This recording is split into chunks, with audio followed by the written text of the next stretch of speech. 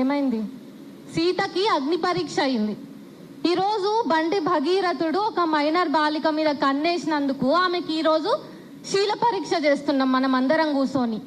ఇప్పుడు కూడా మనం ఆమె మేజరా మైనరా? మన బతుకులు ఇంతే, మనం ఇంతకు మించి ఆలోచించాం.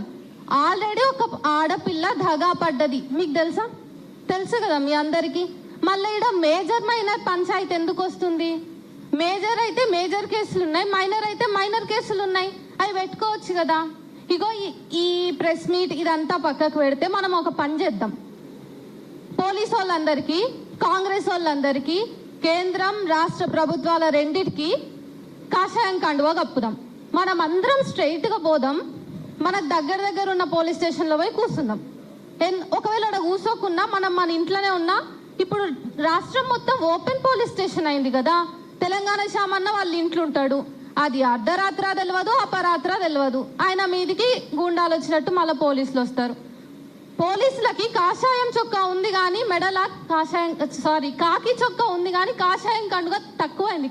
కాషాయం కండుగ సోషల్ మీడియా ఓపెన్ చేస్తే నాకు చాలా ఆక్రోషంగా ఉంది. 8వ తారీఖు కేసు ఫైల్ అయింది, 7వ తారీఖు నేను ఒక నికృష్టుడి మీద కేసు పెట్టిన. 7వ తారీఖు 8వ తారీఖు పొద్దుగాల నాకు ఒక మెసేజ్ వచ్చింది, మీ కేసు మీ దగ్గర ఉన్నటువంటి మీ సమీప పోలీస్ స్టేషన్కి పంపించబడ్డది, సో మీకు ఏమైనా ఇన్ఫర్మేషన్ తర్వాత అప్డేట్స్ ఏంటో తెలుసుకోవాలని ఉంటే ఈ నెంబర్కి కాల్ చేయండి అని ఒకటి ఇచ్చారు. అబ్బా ఎంత బాగున్నది, తొందరగా తీసుకుంటున్నారు చర్యలు అనుకున్నా.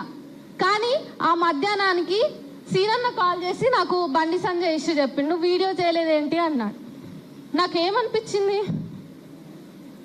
నాకేమనిపించిందంటే ఈరోజు ఒక మైనర్ బాలిక విక్టిమ్ అయిపోయింది, నేను కూడా విక్టిమ్ అయిపోతా, మీ పిల్లలు కూడా విక్టిమ్ అయిపోతారు. మేమందరం బజార్లో నిలబడతాం, బజార్లో నిలబడి మాకు న్యాయం కావాలంటాం. మా శీలాలు పరీక్షకు వస్తాయి, మమ్మల్ని కిందికేంచి మా గురించి మీరు ఏదైనా వీడియోస్ చేస్తారు. నేను ఒక కవిగానో ఒక జర్నలిస్ట్గానో ఈ విషయాలు మాట్లాడతలేను. నేను మీ ముందుకు వస్తా, నా ఇష్యూ చెప్తా, మీ జర్నలిస్టులు అందరు కవర్ చేస్తారు. దాని కింద మళ్ళా సేమ్ బండి సంజయ్ ఈరోజు శ్రీరాముని నినాదాలతోటి శ్రీరాముని గురించి జై శ్రీరామ్ అంటుండు. కింద ఉన్న వాళ్ళు హిందువులందరూ జై శ్రీరామ్ అని చెప్పేసి ఆ నినాదానికి రెస్పాండ్ అవుతారు. బండి సంజయ్ కొడుకు ఈరోజు ఒక అమ్మాయిని అత్యాచార యత్నం చేసిండు, రేపు కింద ఉన్న వాళ్ళు కూడా దాన్ని ఇన్స్పిరేషన్ గా తీసుకొని చేయొచ్చు. అప్పుడు విక్టిమ్స్ మేమే కదా. ఈ హాల్లో మొత్తం నేను ఇంకొక మహిళ మాత్రమే ఉన్నారు, మేము కూడా విక్టిమ్సే రేపటి నాడు. ఇక మీరు మమ్మల్ని కవర్ చేస్తే కింద మమ్మల్ని లంజలు అని అంటారు. ఎందుకు ఇది చెప్తున్నా అంటే, నేను 7వ తారీఖు ఎవరి మీద అయితే కేసు పెట్టినానో 8వ తారీఖు నాకు అప్డేట్ వచ్చిందో వాడు ఈ రోజు కూడా నా పోస్ట్ కింద వచ్చి అదే అంటాడు, సేమ్ కామెంట్ రిపీటెడ్. సో ఇట్లా జరుగుతుంది మన వ్యవస్థలో. ఇక జనాలకు కొంతమంది జర్నలిస్ట్ ముసుగేసుకున్న వాళ్ళకి తెలియదు, ఏం తెలియదు అంటే అరే అది హనీ ట్రాప్ కేసా, ఇంకోటా అది counter case. Already POCSO case ఉన్నది. పోక్సో కేసుని బట్టి సెక్షన్ 23 ప్రకారం మీరు ఎఫ్ఐఆర్స్ ని షేర్ చేస్తే మీ మీద 6 నెలల జైలు శిక్షను జరిమానానో పడేటటువంటి అవకాశం ఉంది. వాళ్ళకి అది తెలియదు. వాళ్ళు ఆ ఎఫ్ఐఆర్ లో ఒక బాలిక పేరుంది చాలు, మాకొక మంచి సెన్సేషన్ న్యూస్ ఐటమ్ వచ్చింది, మేము వేసుకుంటాం. ఈ అమ్మాయి పోక్సో కేసు పడ్డది, ఆమె మైనర్ కాబట్టి జువైనల్ జస్టిస్ కేసు సెక్షన్ 74 కూడా అదే చెప్తుంది, ఎవరైతే ఎఫ్ఐఆర్ సర్క్యులేట్ చేస్తున్నారో వాళ్ళందరి మీద చర్యలు తీసుకోండి అని చెప్పేసి. ఆ తర్వాత సుప్రీంకోర్టు మాటలే వింటాం మేము, సుప్రీం ఈజ్ ద సుప్రీం అని అంటే. Supreme court Nipun Saxena versus union of India కేసులో ఏం తీర్పిచ్చింది? ఎఫ్ఐఆర్లు బహిర్గతం చేయొద్దు, మైనర్ బాలికి సంబంధించింది అని అంటే. పోక్సో కేసు కానీ జువైనల్ జస్టిస్ కానీ హనీ ట్రాప్ అనేటటువంటి కేసుని అట్రాక్టే చేయదు. ఈరోజు మనం ఇంకా కూర్చొని మైనరా మేజరా ఏదో ఒక ఘటన జరుగుతుంది, మళ్ళీ ఆడదానికడ శీల పరీక్ష వస్తుంది, మేము వచ్చి మా శీలాలను నిరూపించుకోవాలి. ఇది జరుగుతుంది. ఇది కేవలం ఇది ఒక మనిషిగా మాట్లాడుతున్నది కాదు. మేము భారతదేశంలో సగం జనాభా ఉన్నాం ఆడవాళ్ళం. ఇది కేవలం ఒక మైనర్ బాలిక మీద జరుగుతుందా? ఎంత హరాస్మెంట్స్ పెరుగుతున్నాయి ఆన్లైన్. ఈరోజు బీజేపీ ఐటీ సెల్ మొత్తం ప్రతి ఆడవాళ్ళ మీద పడుతుంది, ఎవరైతే ప్రశ్నిస్తున్నారో వాళ్ళందరి మీద. ఏం చేద్దామంటారు చెప్పండి మరి మీరు? మీ దగ్గర ఏమైనా సమాధానం ఉందా? మళ్ళీ రేపు నేను రచ్చకు వస్తా, మళ్ళీ ఇంకొక విక్టిమ్ వస్తుంది, ఇంకొకరు వస్తారు. ఆ రోజు త్రేతాయుధంలో సీతకి తప్పలేదు, ఈరోజు మాకు కలియుగంలో మాకు తప్పలేదు శీల పరీక్ష. ఇట్లా ఉన్నాయి పరిస్థితులు. కాబట్టి బండి సంజయ్ లేకపోతే ఆయనకో మీరు అధికారం ఉంది, అర్ధబలం ఉంది, అంగబలం ఉంది అని చూపించుకోవాలనుకుంటున్నారు. దేశం మొత్తం ఒక ఓపెన్ శ్మశానం అవబోతోంది. రాష్ట్రంలో ఏ ఆడపిల్లకి జరిగినా దిక్కు దివానం ఉండదు. మీ పిల్లల్ని మీరు కాపాడుకోండి. మీ ఇంట్లో ఉన్న మగోళ్ళకి కొంచెం మీరే జాగ్రత్తలు చెప్పుకోండి. నాకు ఒక పౌరురాలిగా నాకు ఈ వ్యవస్థ మీద నమ్మకం పోయింది.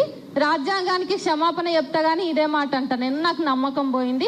ఈ కేసు ఎక్కడనో తేలుతుందని నేను అనుకోను. తేలేదే అయితే ముందే వాడిని బొక్కలేసి మక్కిలు ఇరగొట్టుంటే ఇప్పటికి ఏదో ఒకటి తేలేది. కనీసం బండి సంజయ్ నన్ను అరెస్ట్ చేసి నేను ఒక బుక్ చదువుతున్నా ఈ రోజు మధ్యాహ్నం. అందులో ఉంది ఒక అమాయక ఆదివాసి ఒక మైనర్ అతను లేడు, ఆయన లేడు అని చెప్పేసి వాళ్ళ తండ్రిని వేసుకొని పోయి కూర్చోబెట్టు అరెస్ట్ చేసిర్రు. 3rd degree ప్రయోగించిర్రు. కొడుకు లేడు కాబట్టి. కొడుకు వచ్చినాక కొడుకుని అదుపులోకి తీసుకుంటాం, అప్పటి వరకు మేము తండ్రిని అదుపులో తీసుకుంటాం అన్నారు. మరి ఇక్కడ తండ్రి ఉన్నాడు. ఏంటది హిందూ ఏకతా సభలు, ఇంకా జైత్ర యాత్రలు అంట, సభలన్నీ తిరుగుతాడు. మళ్ళా శుద్ధపూస లెక్క హిందువులందరికీ సందేశాలు ఇస్తా ఉంటాడు. ఆయనకు సందేశం ఇచ్చే హక్కు ఉందా? అసలు ఆయనకి ఇంకా ఎందుకు బర్తరఫ్ అది ఒక రేపిస్ట్ పార్టీ పాలనలో మనం ఉన్నందుకు సిగ్గుపడదాం రా ముందైతే.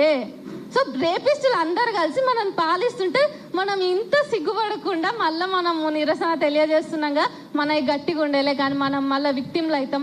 మళ్ళీ విక్టిమ్ కూడా అన్యాయం అవుతుంది. ఈ కేసు ఎట్లా తీసుకుపోతారో అసలు రాష్ట్ర ప్రభుత్వానికి కేంద్ర ప్రభుత్వానికి పెద్ద తేడా లేదు. ఆయన ఎమోషనల్గా ఏకతా సభలో అక్కడ మాట్లాడుతున్నాడు కానీ ఆ ఎమోషన్స్ అన్నీ మనకు కూడా వస్తాయి. మనం కూడా మనుషులమే. ఆయన చూసుకోవాలి. ఇప్పటికైనా రాష్ట్ర ప్రభుత్వానికి పోలీసు వ్యవస్థకు సిగ్గు శరం ఉంటే ఆయనను అదుపులోకి తీసుకుంటారని నేను కోరుకుంటున్నా. థ్యాంక్స్ అమ్మ, నీ ఆవేదన అర్థమైంది. అయితే పరిష్కారం ఏంది, పరిష్కారం ఉండదా లేదా అంటే నేను ఒక 2 ముక్కలు నాగరాజ్ భాయ్ జరాస్ నేను ఒక 2 ముక్కలు మాట్లాడాలి. చాలా లాస్ట్లో ఆవేదనతో మాట్లాడింది కాబట్టి ఒక ఆలస్యం అవుతుంది. ఒక 5 నిమిషాలు ఏం కాదు. ఇంకొకరే వక్త ఉన్నారు. అదే పరిష్కారం ఏంటంటే ఆడవాళ్ళను వాళ్ళ ఇళ్లలో వాళ్ళ అమ్మలను, అక్కలను, చెల్లెళ్లను గౌరవం ఎట్లా గౌరవిస్తారో కొంతమంది అమ్మలను కూడా